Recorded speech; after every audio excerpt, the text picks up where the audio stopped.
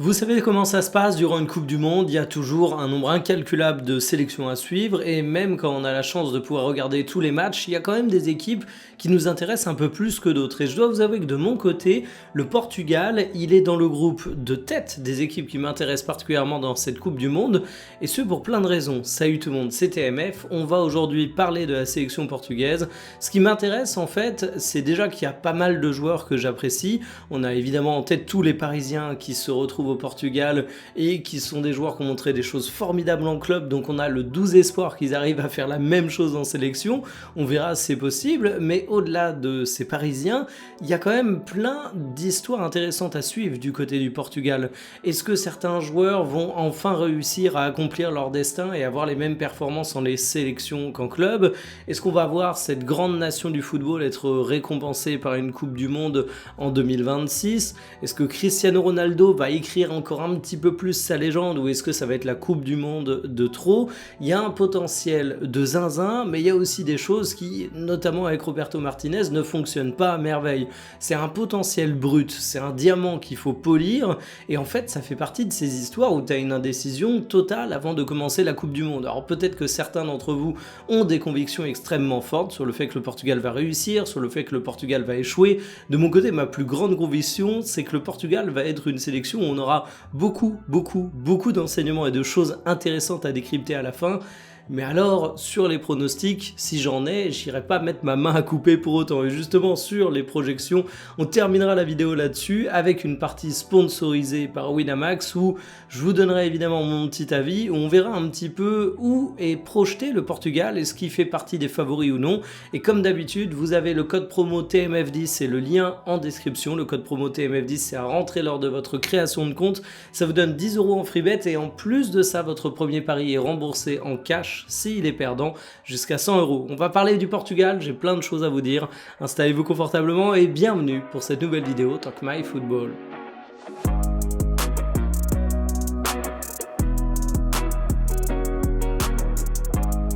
Le Portugal est une sélection avec un potentiel de zinzin. Pour s'en rendre compte, il suffit de regarder la valorisation de l'effectif portugais, entre guillemets. 4e valorisation mondiale, le trio de tête marque quand même un écart certain. Ça représente quand même la puissance du football portugais, puisqu'on voit qu'ils sont devant l'Allemagne, le Brésil, l'Argentine. On parle souvent du football brésilien, mais aujourd'hui il faut se rendre compte que le Portugal, ça produit plus de talent que le Brésil. Le Portugal, ça a quand même des joueurs absolument phénoménaux. Le Portugal est un pays de foot, on le sait, mais ça se matérialise aussi à travers leurs joueurs les plus connus. Et justement, quand on prend les valorisations les plus importantes de cette sélection portugaise, il y a des choses intéressantes à décrypter. Les voici, ces joueurs. On a évidemment le trio parisien qui est bien présent, le duo de milieu de terrain le plus valorisé au monde, je pense, c'est Nuno qui est le latéral gauche le plus valorisé au monde. Et fait intéressant, dans ce top 14, on a aussi bien des milieux, Vitinha et Neves, donc que des latéraux avec Nuno et Dalot, des défenseurs avec Ruben Dias, Inacio et Thomas Araujo, et aussi des profils plus offensifs avec Leao, Trincao, Fernandes, Conceição. Alors oui, je compte des milieux, je triche un petit peu, on y reviendra, mais je pense quand même qu'on peut dire que Bruno Fernandes est un profil offensif, sans trop galvauder la description de son profil et de ce qu'est un profil offensif. Il suffit de regarder ses statistiques en première ligue. Et enfin, pour clôturer le fait que le Portugal a des talents de façon complète, ils ont également un gardien de but qui fait partie des gardiens bien valorisés dans le monde du football. Tout ça, ça vous montre quand même un potentiel sur le papier qui est monstrueux pour le Portugal et c'est une équipe qui a réussi à l'exprimer de façon très concrète avec une victoire en Nations League. Alors je sais ce que vous allez me dire, la Ligue des Nations, c'est pas un trophée majeur et effectivement, on n'est pas au niveau de l'Euro 2016 que le Portugal avait déjà remporté. Mais déjà, l'Euro 2016, c'est déjà loin, donc c'est plus pertinent de parler de cette Nations League et surtout, on a beau dire ce qu'on veut, quand tu te retrouves à disputer la finale de la Ligue des Nations, c'est une finale, c'est un trophée, t'as envie d'aller le chercher et tu vas pas le laisser courir tranquillement comme si c'était quelque chose qui comptait pas. Et surtout qu'ici on avait une affiche absolument passionnante. La Nations League, c'était le Portugal contre l'Espagne, le tenant en titre de l'Euro. Et ça a été une courte victoire du Portugal qui s'est retrouvé dominé à certains moments de la rencontre. Mais regardez les compositions. João Neves, latéral droit, c'est la magie entre gros guillemets de Roberto Martinez. À côté de ça, tu peux quand même composer un sacré sacré milieu de terrain avec Bernardo Silva. En face, t'as eu du lourd, t'as eu du sang-froid dans les pénaltys pour le Portugal et t'as eu du banc, je tiens à le préciser, regardez-moi ça.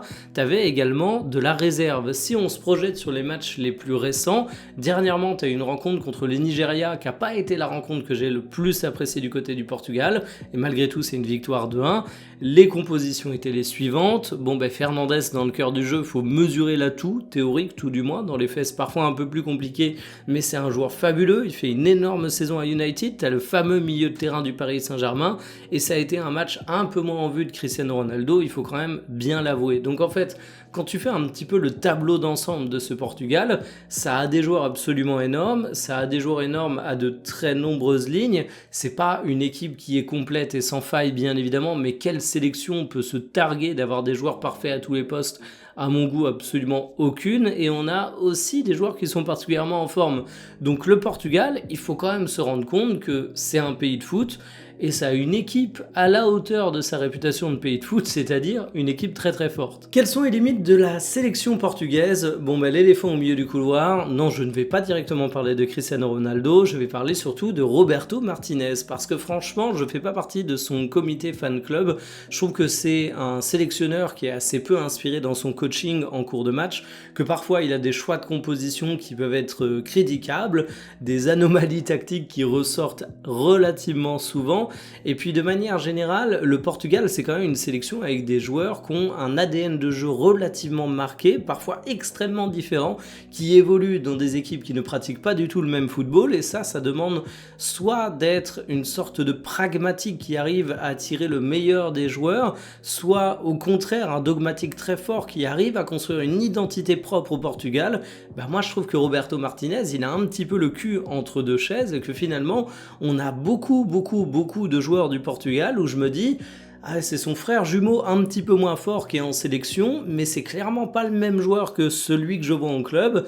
C'est une éternelle déception depuis déjà pas mal de temps pour certains Portugais lorsqu'ils défendent les couleurs nationales et pourtant je doute pas qu'ils font de leur mieux. Et puis au bout d'un moment, Roberto Martinez, si c'est pas un tocard, je vous montre quand même son CV, c'est pas un CV à la hauteur du Portugal. Le Portugal, c'est dans le top du top des nations. Le CV de Roberto Martinez, c'est la Belgique avec une génération qui était ultra talentueuse, mais c'était pas le poste le plus complexe du monde. Et puis auparavant, c'était pas le Bayern, c'était pas le Real Madrid, c'était pas le Barça, c'était quand même des clubs qui étaient en dessous ça.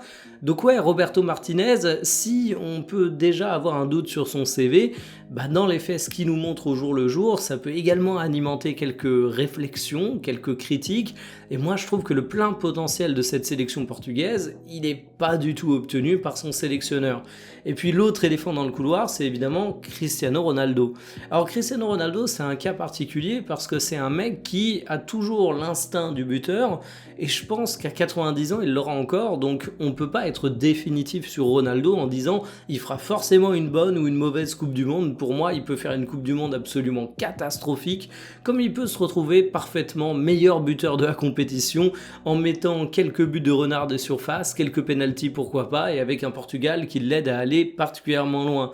Par contre, il y a un truc qui est sûr et certain, c'est que Ronaldo a 41 ans, il a plus la forme de ses 30 ans, et rien que dire ça, ça vous montre à quel point CR7 est un monstre, parce que généralement 30 ans, c'est l'âge où on commence à se demander si un attaquant ne décline pas. Là je suis en train de vous dire qu'il a plus sa forme des 30 ans, et que ce serait formidable s'il avait sa forme des 30 ans. Mais à un moment, il faut quand même arrêter de déconner. Cristiano Ronaldo, tu le vois dans pas mal de phases de jeu, il te limite tactiquement.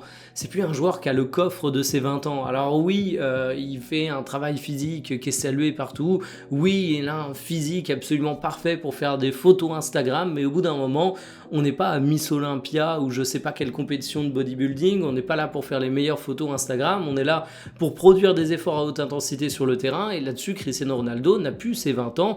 C'est même pas une critique du joueur que je suis en train de faire là, ces fanboys ont parfois du mal à entendre ça, mais on appelle juste ça les lois de la nature. Alors le problème avec Cristiano Ronaldo, c'est que je le vois souvent critiqué à juste titre, et je viens de le faire, mais est-ce qu'il y a réellement un mec qui met tout le monde d'accord sur le fait de placer c'est Cristiano Ronaldo sur le banc. Pour moi, c'est aussi ça le problème du côté du Portugal, c'est que si tu avais un jeune qui poussait extrêmement fort et qui mettait tout le monde d'accord, je pense qu'il n'y aurait pas de débat autour de Cristiano Ronaldo. Mais la nature a horreur du vide et il faut bien avouer que devant, au Portugal, c'est un peu le vide. À une époque, j'avais l'espoir que ce soit Gonçalo Ramos qui prenne la place de Cristiano Ronaldo, qui devienne le numéro 9 fort du Portugal absolument incontestable. Bon, bah, vous connaissez la situation en club de Gonçalo Ramos. C'est pas un joueur qui en plus est excellent quand il a des minutes de jeu avec le Portugal, donc vu qu'il y a quand même débat, bah Cristiano Ronaldo, ne serait-ce qu'avec son statut de légende, bah il a encore la place. Pour moi, c'est une faiblesse du côté du Portugal et ça rejoint une autre faiblesse, c'est le fait que au-delà du poste de numéro 9, t'as pas forcément des attaquants incroyables à la hauteur de ce que tu peux avoir à d'autres postes. Si on prend par exemple Rafael Leao, pour moi c'est un excellent exemple. Rafael Leao, c'est un top joueur. Oui, mais c'est pas un top joueur dans le haut du panier des top joueurs. C'est plutôt un joueur qui, au cours des dernières années, s'est vu un petit peu déclassé en termes de statut, a perdu un petit peu sa hype sur le marché des transferts. On imaginait peut-être un club poser 120 millions d'euros, soyons fous, à une époque, et désormais ça semble extrêmement compromis. Il est irrégulier, il a eu du mal à confirmer les espoirs placés en lui, et c'est un petit peu à l'image de cette attaque du Portugal qui a quelques profils comme ça. On peut parler par exemple de João Félix, qui après 47, d'après mon calcul un peu approximatif, expérience mitigée, se retrouve perdu du côté de la Saudi Pro League, et finalement, t'as beaucoup d'attaquants comme ça qui sont intéressants, mais qui sont en délicatesse ou qui peuvent pas encore prendre le costume de patron. Comme Sao par exemple, c'est un joueur que j'adore, que je trouve super intéressant, mais on va pas lui demander d'être l'équivalent de Michael Olise en équipe de France, de Lamine Yamal, même si Yamal est plus jeune, en Espagne. Il a pas encore la stature d'être ce type de joueur.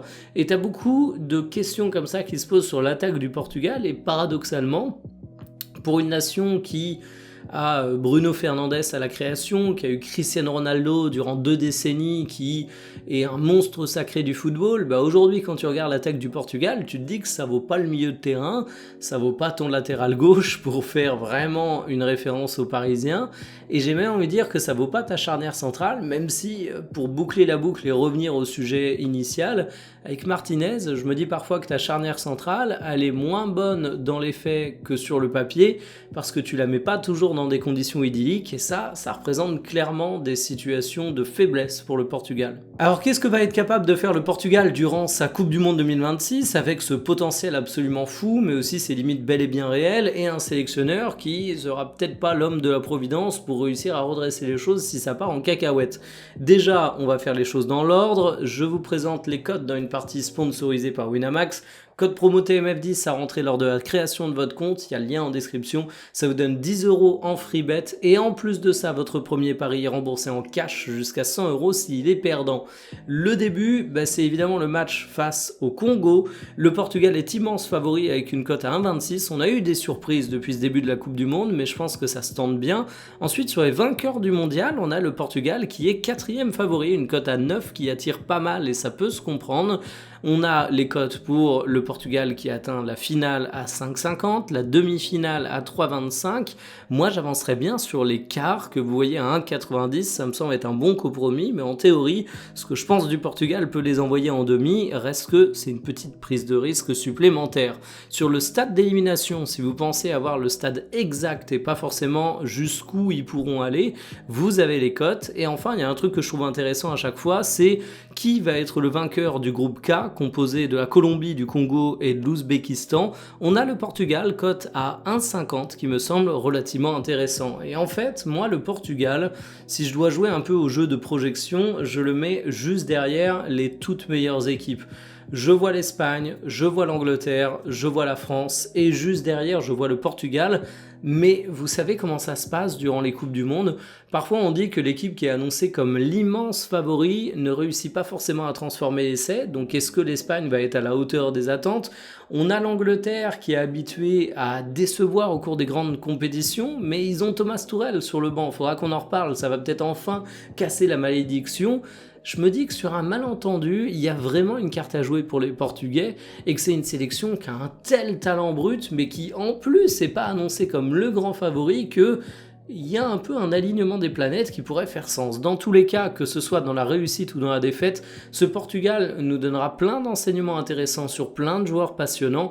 C'est également la dernière danse de Cristiano Ronaldo, un monument du football, donc évidemment c'est une page d'histoire importante pour le Portugal, mais aussi pour le football mondial qui se joue avec cette Coupe du Monde 2026 et qui, à elle seule, justifie le fait de regarder les matchs du Portugal, soit pour soutenir votre idole, soit pour faire du hate watch si vous aimez pas Cristiano Ronaldo, mais en tout cas ça vaut le détour. On débriefera les matchs du Portugal sur le journal TMF, vous commencez à être habitués. Moi, de mon côté, je vous dis à demain pour une nouvelle vidéo. Salut!